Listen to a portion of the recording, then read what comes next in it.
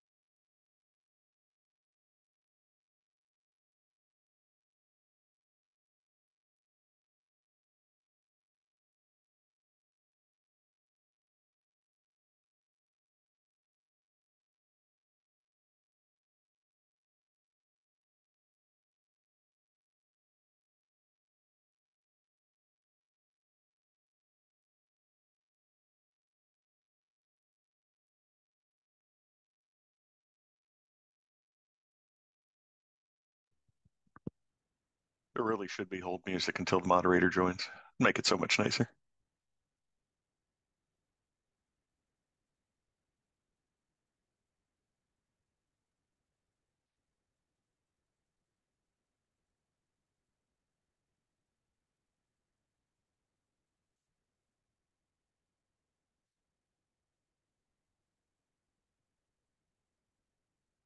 Uh, we'll give it a few minutes today. I know we are conflicting with regional summit, but that's in Portugal, so it's like 5 o'clock there, something like that.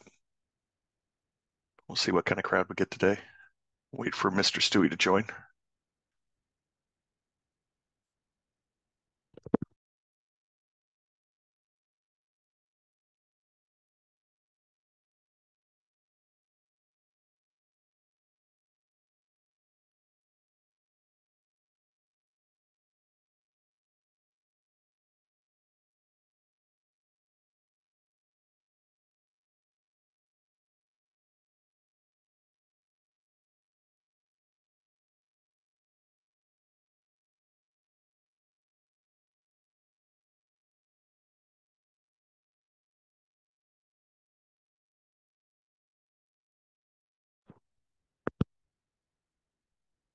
Good morning, Mr. Stewie.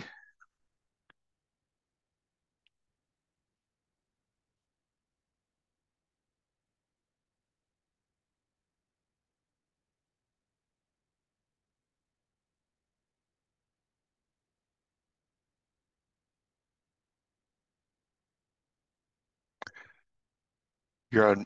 You're still on mute, John. We do see you're sharing, but your audio is off still. Okay. Thought I'd unmuted that. All right. Good morning, sir.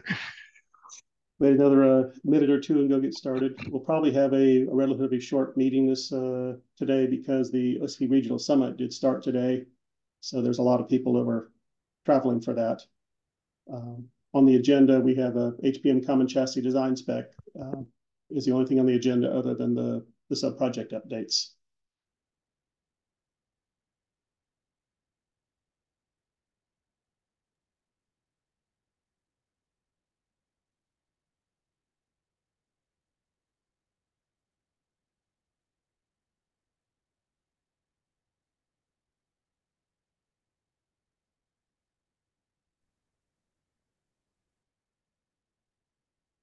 Okay, just 4 minutes after, go ahead and guess we'll get started.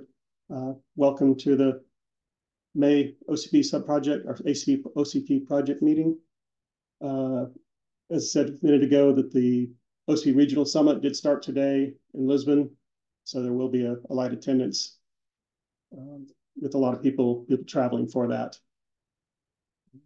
Greg, do you have anything from OCP Foundation or any other announcements?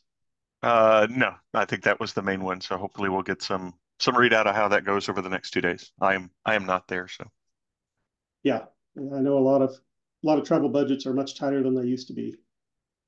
All of the content from the regional summit will be available online in the next upcoming days and weeks. So we'll include links to that whenever it's posted.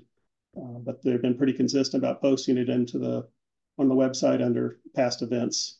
So it should be very easy to find. Patrick, are you ready to start your HPU Common Chassis Design Spec? Yeah, John. Morning. All right. I assume you want to share your screen? Yes, I do. All right, go ahead. Let me get that shared. You'll have to bear with me because I have one of those extended screens, and sometimes that's problematic for folks. I have to like pick this specific window. Let me know when you can see it on your side. Yep, it's up. Awesome, great. So this is my first presentation to this team. I see a lot of new names for me, so I'm going to go ahead and do a quick intro on my side. So good morning and evening, everyone, depending on where you're at. My name is Patrick Hampton. So I'm a system architect working within the Jabil Cloud and Enterprise Infrastructure Group. So I appreciate the opportunity to be able to share one of the recent design specs that we submitted to the team. Just real quick, I have about 28 plus years of mechanical engineering experience in high volume electronic packaging industries.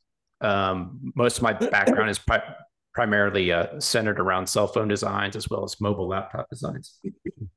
I'm actually 1 year new over here at Jabil, so it's pretty exciting doing system architecture for their cloud server systems. So brand new industry for me and got a lot to learn. So this morning, I wanted to share a summary of the recent design spec that Jabil has shared with this community that captures an interesting problem for us that we encountered in the past, and share that strategy and how we embraced it and to move forward. So before I jump into the slides and the spec itself, I just wanted to kind of set the table on how Jabil ran into this problem. It actually bubbled up while we were preparing for the OCP Global Summit last year in October. So Jabil had the opportunity of being able to showcase not only our own DC MHS compliant HPM and chassis, but we're also given the honor of being able to showcase our chassis and show how it works with other third-party HPM designers. So at the time, Jabil had anticipated there were going to be some nuanced differences in the HPM board layout and board design that we'd have to deal with. We thought we had it all contained within simple tweaks to the HPM tempan tray that the HPM board itself is actually placed in. What we didn't anticipate were the different deltas, as far as the MCRPS connector options, as well as the different connector offsets that you have on the OCP NICs and SEM cards. So we had to sort of scramble when it came to those areas. And so the good news, we were able to learn from that experience, and as a result, we've come up with a strategy over here at Jabil that'll hopefully lessen that impact in the future, especially as it relates to different HPM thicknesses and the connectors associated with the internal components. So without further ado, go ahead and jump into the core of the slides. Was there a question? Okay. All right. So this slide, and you'll have to apologize up front. Well, I'll have to apologize up front. So this kind of shows the contribution hierarchy. The design spec in question follows. So I took a stab at what makes sense to me. But if I have to swizzle this to make it make more sense, just let me know, and I can make those adjustments. So the way I see it is the main swim lane or branch, if you will, that this design spec followed is the MFLW base spec. But it does reference other aspects or other design specs as well. You can see those off to the right with the dotted. That's what I was trying to represent with the dotted line. So it does touch on aspects of the MCRPS base spec as well as the OCP NIC and SEM spec. So I kind of have those off to the right, branching into and feeding into this design spec. I'm not sure if there's a problem with how I'm conveying that. Any questions there? Okay, great. All right, so let's jump right into the actual problem statement itself. So I already kind of touched on the main problem just with the Global Summit story I shared earlier, but it's worth reemphasizing the actual statement itself to be more clear. So the DCMHS FLW spec, it's great. It offers tons of design flexibility for the different groups out there. But when it comes to flexibility as an integrator for us, that does introduce some complexities from our aspect, right? Because we're having to take these systems or HPM designs that we've never seen before and try and integrate it into our chassis, depending on what it is that our customers are looking for. And if we could have our way, we would like to have what we call just the one chassis type design, where it's pretty much plug and play. To try and keep some of our design impacts relatively low, and so we can quickly get the customer what they need. All right, so the contribution overview. Let's see. So we've got the design spec. It outlines a one chassis design strategy that can accommodate the high range of HPM thicknesses that you'll find in the HPM design spec, as well as different connector offsets for internal PSUs and IO cards. The spec is also flags the key components that we had to address to enable this one chassis design. And I also touch on some things that are out of scope as well, in the design spec. Overall goals. I've kind of said this before. We're trying to do the best we can to enable one chassis design compatible with the third-party HPMs. Anytime we have a customer that knocks on our door and says, "Hey, we've got a HPM, we'd like to see your chassis offerings." We also want to try to avoid additional HPM assemblies and connector variants. Right? We don't want to. We'd like to do our best to say, hey, our response for our customer, we don't want to force them to have to make tweaks on their HPM just so that it can work with our chassis. And at the same time, we also want to minimize cost and design impacts on the one chassis on our side as well. The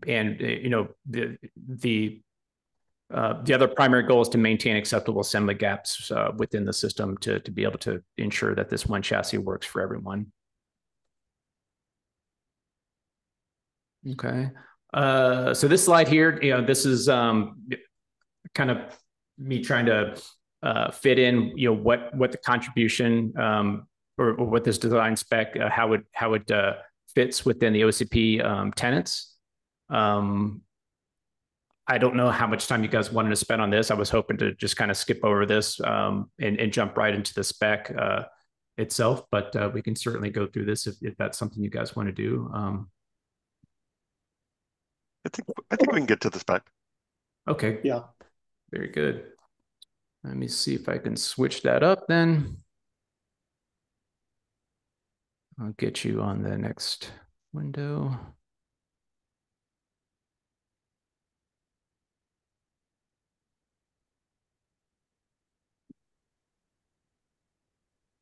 Let me know when you can see that. There we go. So one question before we get started. We definitely want to get this spec posted on the wiki. Is this going to be posted on any of the MHS wikis, or should I post it on the main server wiki? It's already posted on the MHS wiki, John. Okay. If you would put a link to that in the chat. Yeah, go ahead, Patrick. I'll do it. Okay. Thanks, Brian. I didn't see you were on the call. All right. So we're going to go ahead and how does this coming across on your side? I have it on showing two sides. It might be an eye chart. I can zoom in if you need. It's definitely an eye chart. Yeah, maybe go single page or there we go. How does that look? That's better. A little bit more. Okay, great. That's better. All right, cool. So so section 3, I'll kind of breeze through this. We kind of touched on this. I gave you the scope with the slides. We got 3.1 and 3.2. So 3.1 is we've got what's in scope or what's out of scope. 3.2 are the goals that I glossed over. 3.3, these are this is kind of where the meat and potatoes starts. So I get into the key areas and the key components that we had to focus on. 3.3.1, this is just a quick summary. We're primarily focused on 1U, 2U form factors within a 19-inch rack. The problem itself was actually propagated in the 1U chassis for us. but this strategy certainly worked for the 2U. It wasn't much of a problem for the 2U design because we actually had space. 332. This is where I try to point out what the different chassis gaps internally that we had to monitor. So the figure here at the top, it's just one variant of where we got 3 cards at the top hovering over our 3 different IO cards, and you've got the PSU on either side. So this is a typical FLW, type 1 layout. And just kind of pointing the top and bottom gaps above these internal components. I also show what our at the time, what our chassis overall thickness was. It's the 42.8 millimeters. Figure 2 is just another variant where we've got 2 cards instead of 3 cards flying over the NIC cards. Figure 3 is just this is the cross-section view of said cards, just giving just another detailed view. But now you get to see the different connectors that we had to deal with. So this one here in orange, I'm not sure if you can see the cursor of my mouse, but that's the PSU connector or the MCRPS connector, as well as the purple one here. So these are the straddle mounts that we use to connect our IO cards. And you can see the typical gaps that we're monitoring as well over here on the right-hand side. Any questions with those sections at all, or?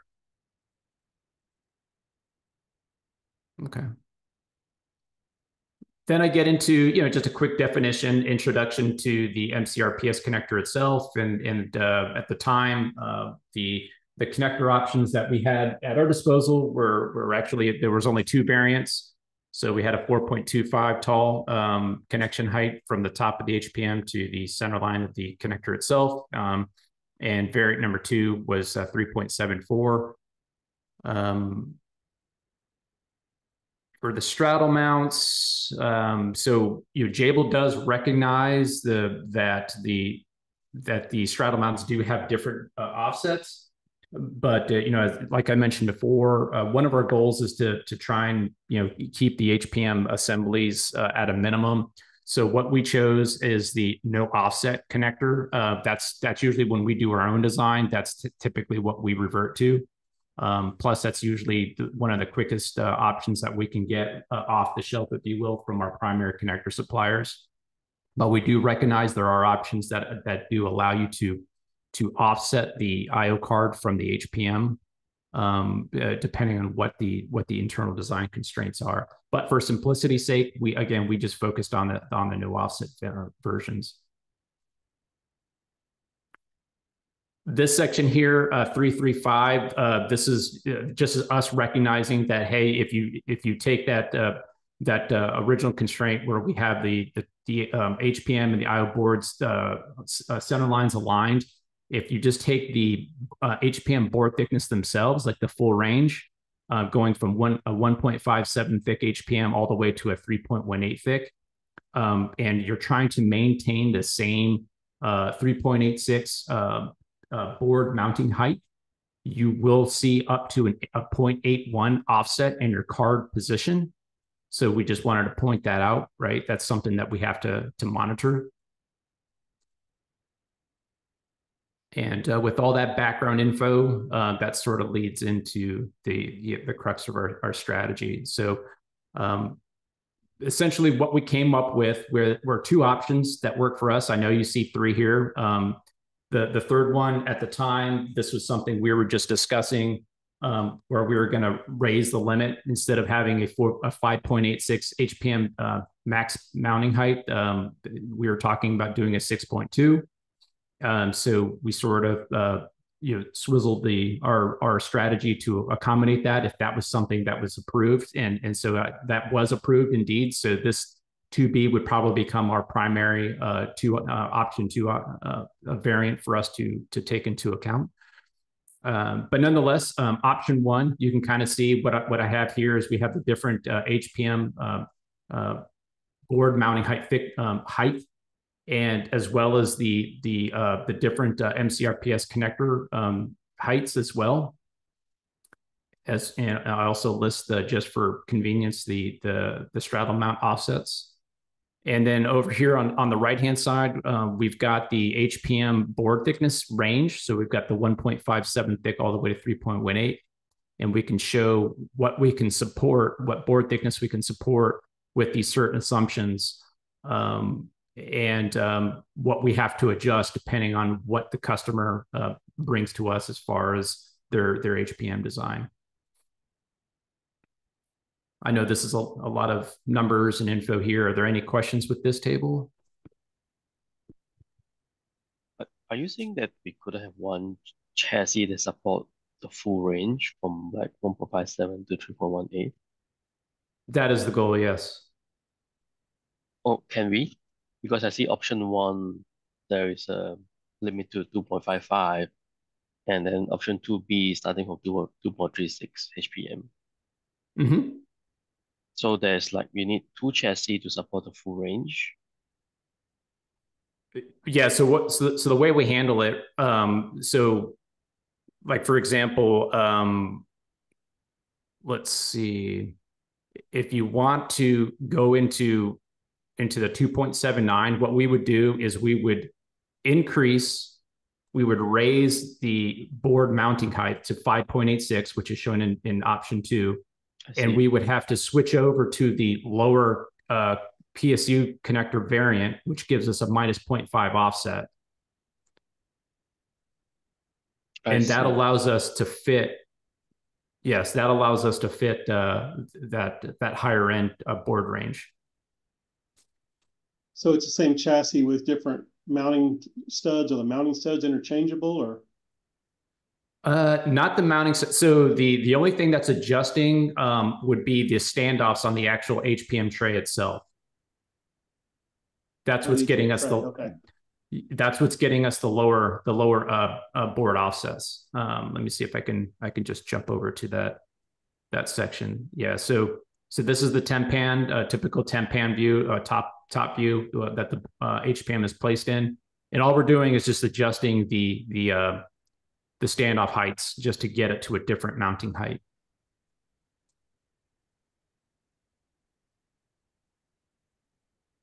Okay.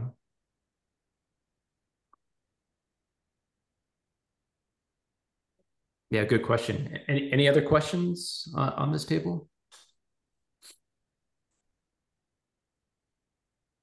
Okay. Real quick, so this quick list is just the actual parts that we had to adjust or focus our attention on to be able to fit that full range of board thicknesses. So we've already touched on the tempan, but further, deeper in the spec, I actually go into more detail on each of these 4 items. But this is just a quick summary of what parts we had to focus on, and we can get there in a second. This table here, I'll try to zoom in the best that I can. This is definitely an eye chart, but what I was trying to convey here with this table, and I don't know if it's coming across the logic I was trying to follow. I was trying to keep the things color coded, and where you see the different variants of green, those were different HPM thicknesses. The different variants of purple try to designate different MCRPS offset or height deltas. And the deltas in orange colors are the actual HPM mounting height deltas. So what we ended up doing is we actually ran through different scenarios, and for every scenario that we ran into a problem with one of our internal gaps, we sort of crossed it out, right? And what we ended up finding was that it left us with the 2 primary options that I had listed on that previous table. And of course, we have an option 2B down here where we're actually assuming a 6.2 high board HPM mounting height instead of the 5.86. Any questions with this? It's essentially what we're doing is just taking the HPM thickness and the connector itself, that results in some assembly gap for the PSUs, and as well as some assembly gaps for the NICs, and we're just monitoring that as we're adjusting the heights, and that's how we came up with our range. How we can capture the different ranges.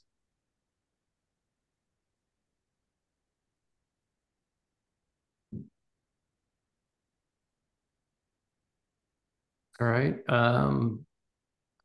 Yeah, so after that, I just kind of get into just the details of the actual customizations we have to make on our side for, you know, as far as the mechanicals.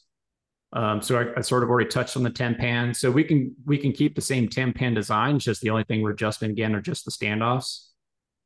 So that would be a subassembly delta on our side, which is not a big deal. Another thing we have to do is, depending on the gaps from the board thicknesses, we have to introduce Mylars to our OCP guardrails. So this is something that our factory felt comfortable implementing.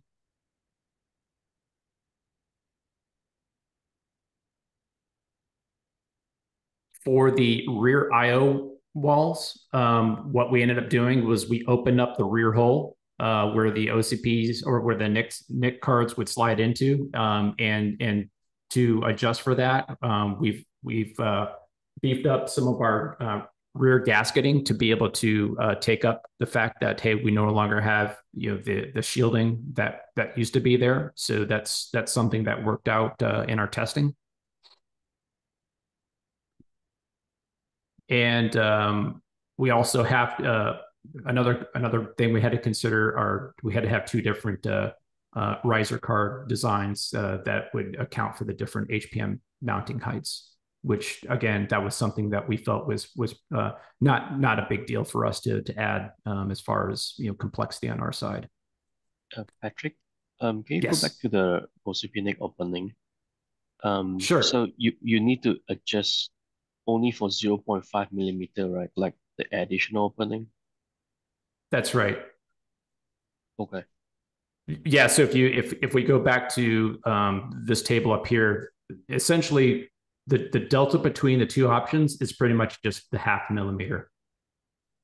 Okay. I think half millimeter should be okay. Yeah. The picture looks a lot more like the red line. Yeah, sorry for that. Yeah, if I would have drawn it to scale, you probably wouldn't even see it differentiated. Yeah. Sorry for that. That looks more like 50 millimeters. Okay. Yeah, and this is the same problem here. It grossly exaggerates the deltas that we're seeing on our typical chassis. But yeah, that's it in a nutshell. I don't know if you have any other questions related to the spec.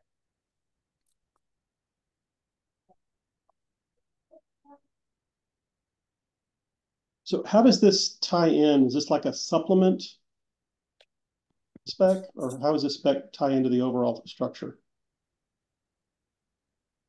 To the structure of DCMHS, John? Yeah. Yeah, so I think what we view this is kind of that next level of detail specification, right? So everything that DCMHS has done today is a base specification level. This is more of a design spec, implementation level spec. Hence why JBill is also the only one contributing it, is because, right, all of this is what they have found in implementing it, and this is what they're donating back. Another way to think of it is the base spec gives you flexibility, John, around the HPM thickness and the mounting height, right? So there's variables that JBill found, right? And so what they're trying to draw attention to is those variables and how they impact a system.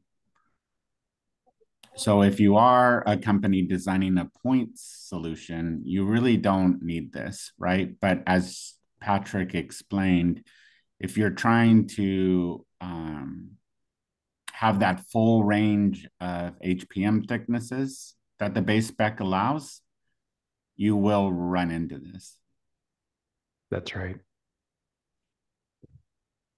So it's like, I think Greg highlighted, JBill's trying to help readers understand this when they are trying to accommodate the full range of HPM thicknesses allowed by the base spec.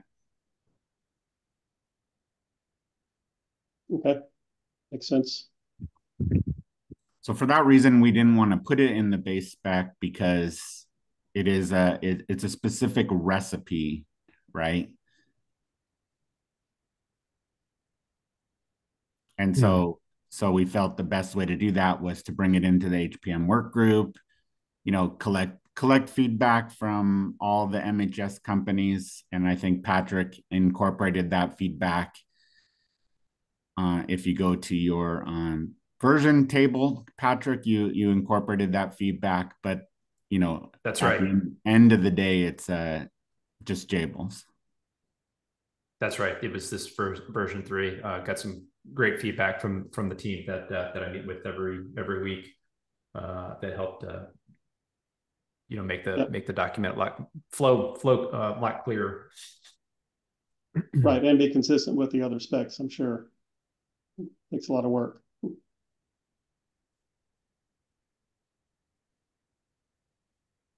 Perfect. Very That's good. all I had, gentlemen. Thank you. Yeah. I appreciate the time. Yeah. Thanks So so much. next step, Patrick, I'll work with you on getting the stuff up on the contribution database and headed toward the steering committee meeting. Thanks, Greg. Appreciate it. Yep, absolutely. Thanks everyone. Hello, everybody. I'm Leonard. I'm new to this group. If I may, I have some questions. On the spec that was just presented? Yes. Okay, go ahead.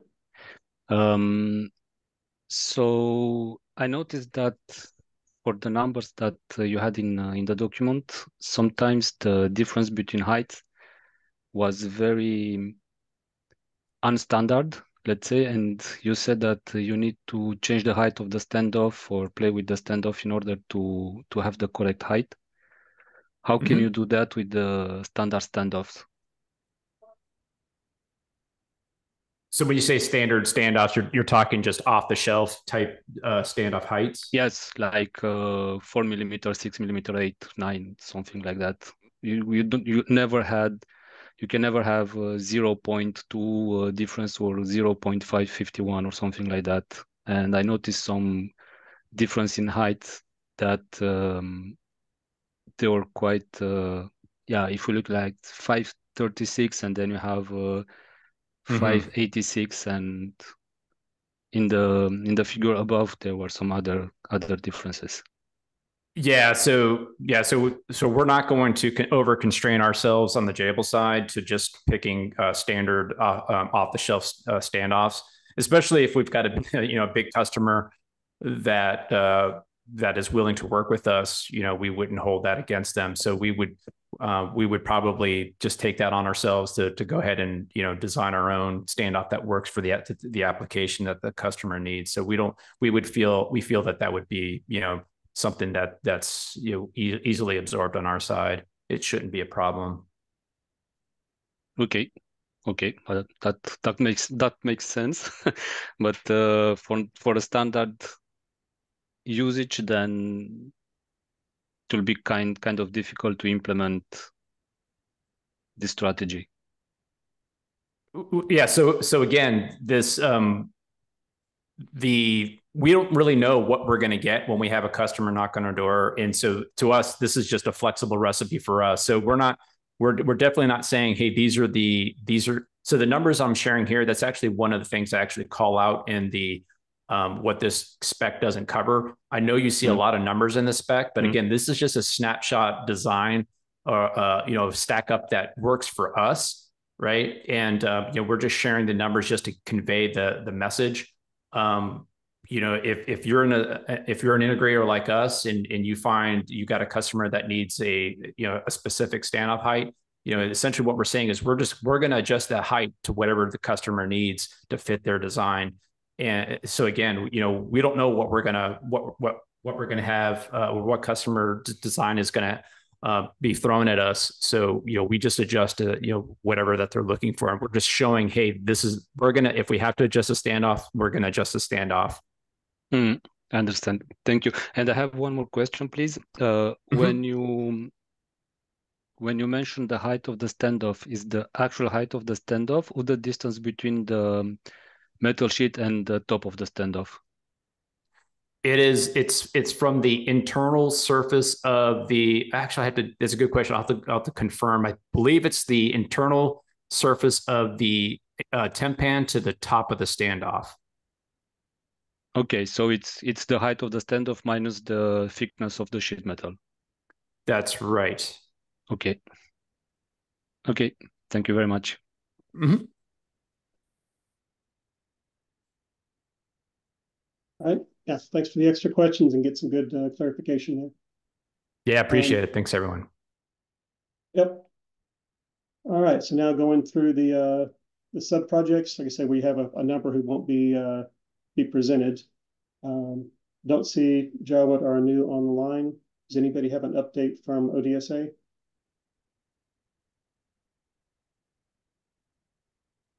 All right. Also, don't see Alan online. I know he is at the regional summit, so I did expect him. Does anybody have any questions or comments for HPC? All right. Damien, OSP NIC sub project. You want to share? Yeah, Okay. let me do that. Share my screen.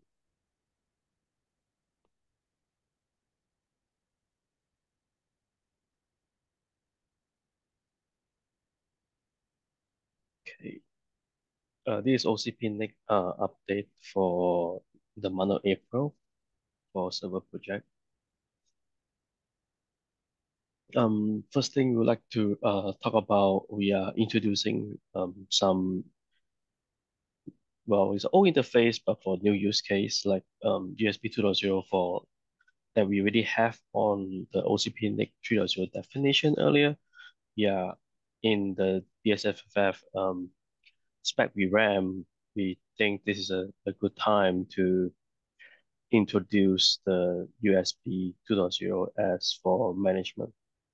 So we added this in our spec. Actually, starting from version 1.3, we do have this, but then we also add some of the BSFF thing in the latest version, which is 1.44.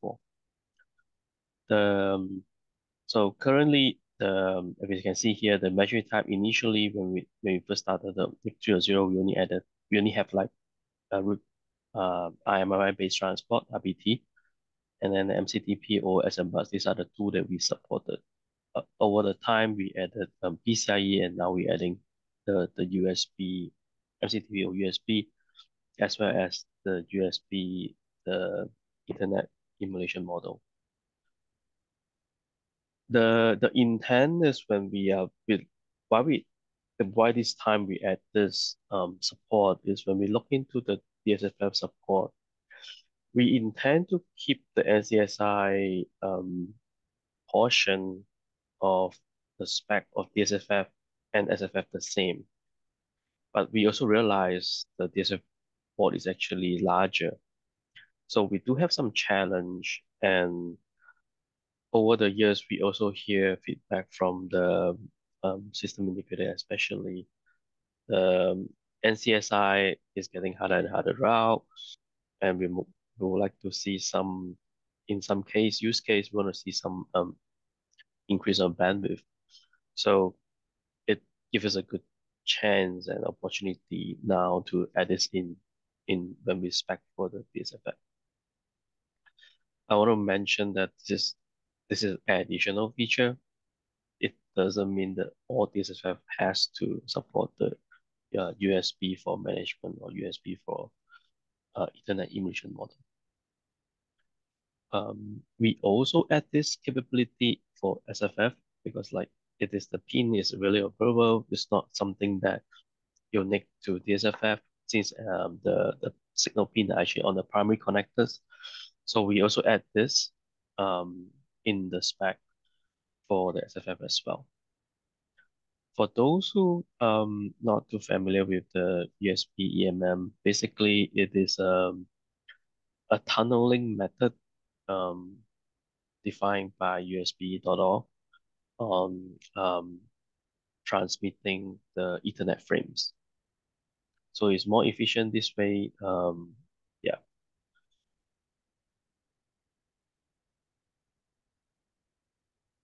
And then the next part, again, as we talk a lot, DSFF and the IMI group-based transport. So we also realized that initially our spec is a bit constrained because, as we said, we initially have a challenge on the DSFF timing. So we look into, hey, what in our spec we can do better. And then we realized one thing that like at least system vendor I know do, but we did not actually mention in the spec is initially when we calculate the timing for the baseball where usually BMC sits as well as like the OCP NIC, we always use the maximum clock skew length which allowable per DSP 0222. So in that sense, the route length on the OCP NIC or the baseball or even DCSCM, there's a reason why I shaded it, to mention it. It's actually limited to like 900 and 680 for the max length. However, as I understand, most of the designer will actually try to reduce the skew, especially on the areas like the T1 here is where I chart and the T2, T3 here. Most vendor will try to reduce the skew. And ultimately, the skew being seen for the whole channel, basically seen on the BMC side and the NIC side, the maximum is 1500. How much you can reduce from that skew, you can actually gain back in the RPD signal route length. So there are some proposal within our group that we also spec the mean length. Max length was always there. The mean length for the OCP NIC, so that we try to make sure that it doesn't get too short versus the other card.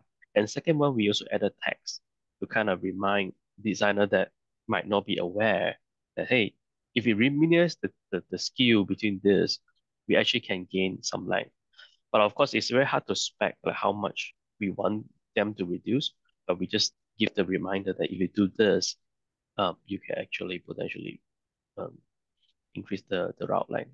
So those are the two things that I would like to highlight to the um, on the changes on the spec. For mechanical, we get requests. We also know that there is a potential mechanical interference here. When there is a chassis that supports a half-life PCIe length with a DSFF card in the middle. So I had to follow up with our mechanical workstream lead, Joe, like what is our final plan on this particular one. So we'll first announce our plan in next week OCP NIC meeting. Then we will bring it back to server group the next month. And then as for SI workstream, we have put up the our insertion loss value for SFF and DSFF in the little spec 1.44. This is actually a snapshot from that. That is actually in the wiki now. That we intend to align SFF and DSFF to the same insertion loss value. This is with the intent of we don't want server that designed for DSFF need to have a lower insertion loss. We intend to take the hit at the NIC side. There was the alignment achieved with the team. So yeah, and this is the latest spec we updated. It's 1.44 in the our wiki. That's all I have for this week and all this month. Hey, Damien, do you have Yes. any visibility into the ASIC, the NIC ASIC vendors and where they want to migrate to in terms of away from RBT into USB or SGMII or something different? You know, I see we're putting I USB. Are the ASIC guys on board that that's the right interface? I only have confirmation with one of the vendor, which I cannot name because it's Sure, more like a private conversation. sure. Yeah, at least I know one of them are actually moving towards the USB, Okay. which I can confirm. Yeah. Others are looking into that. And yeah, Okay. Yeah, and the fact that it's now in the Chem spec and in the OCP spec, yeah, I kind of expect that the next generation of NICs will have this if early enough in their design cycle to catch it.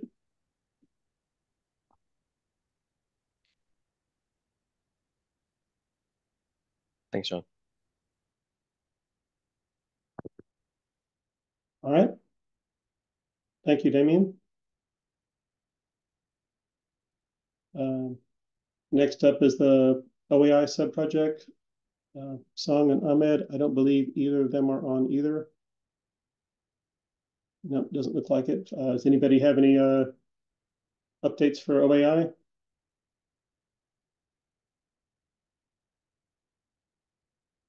All right. Then we have CMS, Compatible Memory Systems with Manoj. He's not on. I think he may have been traveling for the summit. Didn't look like we have a CMS update either, as expected. Next, we have DCMHS. Sean or Brian?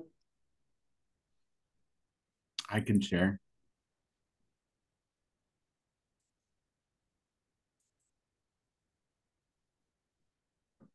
Can you see my screen? Yes. Okay.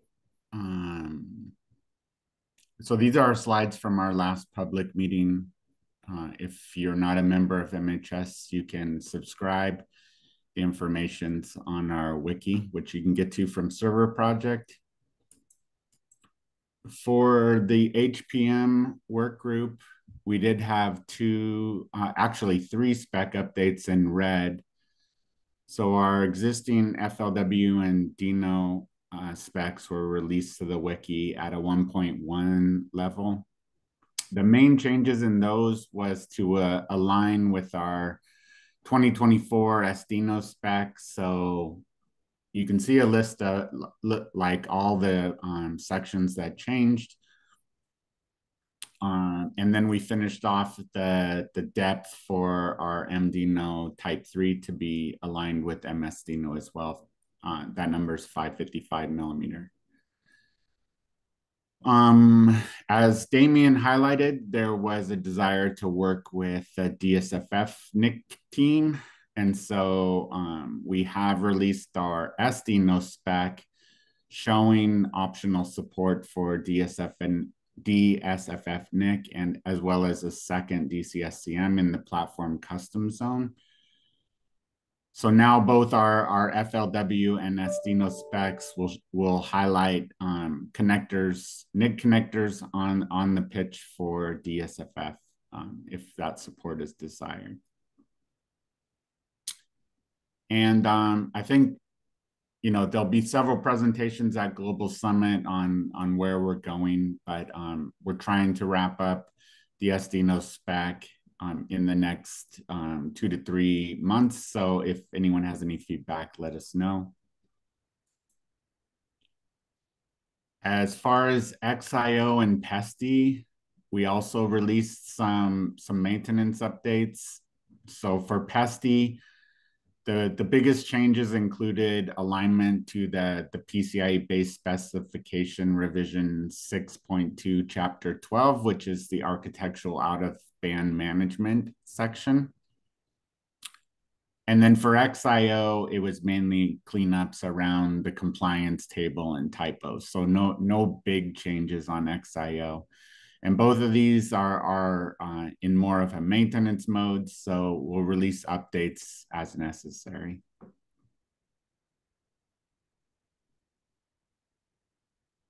For MCRPS, we did have some design specifications that were released in the Server Project to the contribution database. I was unable to locate them, so you can now find them on the DCMHS wiki. There's a design specification section with the Jabil design specification as well as the MCRPS design specifications that are shown here. So although this says working on putting on the wiki, those are up now.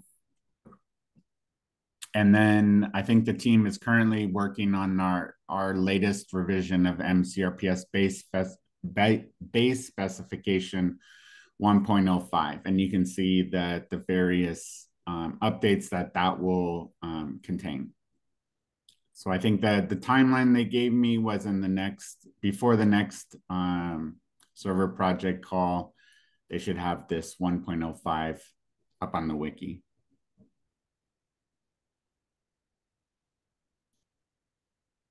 And then our newest work stream is called MPNP. It's focused on hardware and firmware interoperability.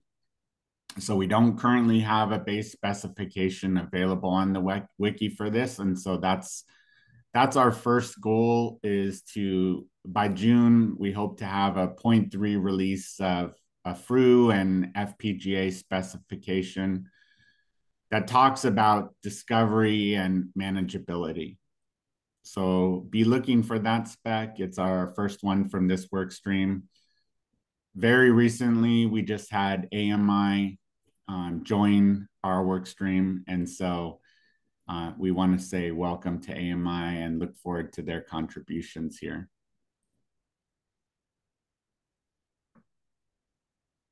That's all I had, John. Any questions? No, yeah, I also don't see the new CRPS specs out on the contribution portal. I probably need to work with the OCP to get those posted. I know the ones Yeah, we couldn't find them on the server wiki or the contribution portal, so they're currently temporarily linked on the MHS wiki. Yeah, there's one or two of them that were actually presented in the server wiki that should be on the server wiki. I need to go see. Yeah, and what we found is there's also an errata that was supposed to be with those, and so what we did was we wanted to bundle them together and put them into one zip file. So you got the design specifications and the RADA all bundled together. Might be something you want to also do. Okay, sounds or good. at least get a version of the design specification with the errata included. Right. Okay, sounds good. Any other questions?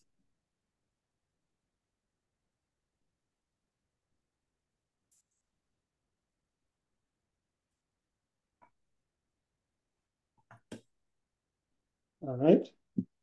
I think that's so there is no update on the external PCI connectivity or SIOV2.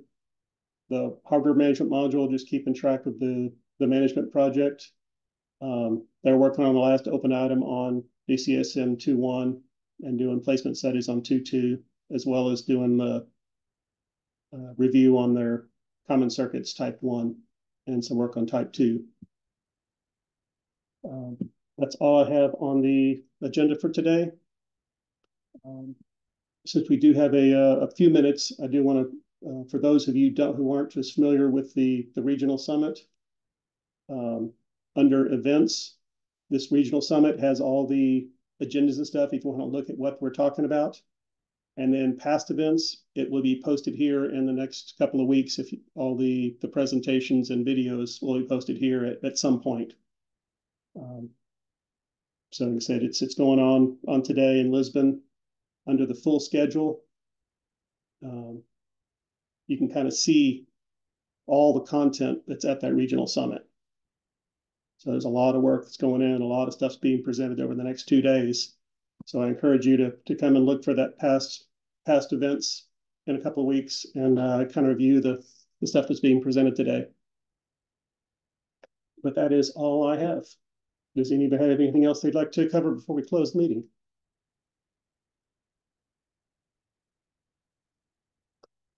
All right. Thank everyone for joining this month, and we'll talk to you next month.